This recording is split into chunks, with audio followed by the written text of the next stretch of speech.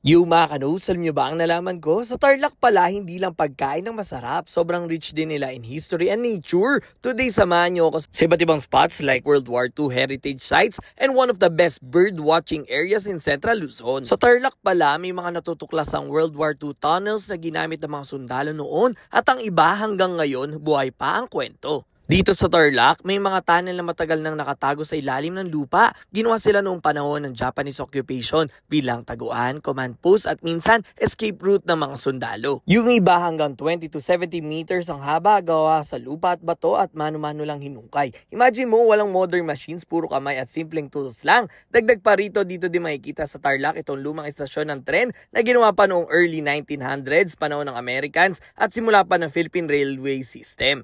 Dito dumaan noon ang mga tren na nagkokonekta sa Northern Luzon at naging tahimik na saksi sa lugar na to sa pag-unlad ng Tarlac. Makikita nyo dito yung historical marker na nagre-remind sa atin na bago maging modern city ang Tarlac, isa muna siyang mahalagang rail hub para sa mga sundalo, supplies at mga biyahero. After the heavy history, punta naman tayo sa something calming, bird watching. Tarlac has forested areas and wetlands where you can spot herons, kingfishers, egrets at minsan may migratory birds pa. Ang peaceful, promise. Parang nature documentary pero ikaw mismo yung nasa loob. Kung gusto nyo mag-reset, this is the spot. Bring binoculars, stay quiet, and enjoy the sound of nature. After ng activities, pwede ka naman mag-food trip o kaya mag-cafe hopping sa Cafe So o Cafe Josefina or sa Feliz Restaurant. O kaya mag-go-kart, billiards, and bowling sa Go-Kart City. Or pwede nyo rin daanan yung first drive-through church sa Asia, ang parokya ni San Jose Maria Escriva. So yun mga kanoos, from the weight of history to the calm of nature, Tarlac is full of stories. O ano pa hinintay nyo? Tara dito sa Tarlac. Let's go!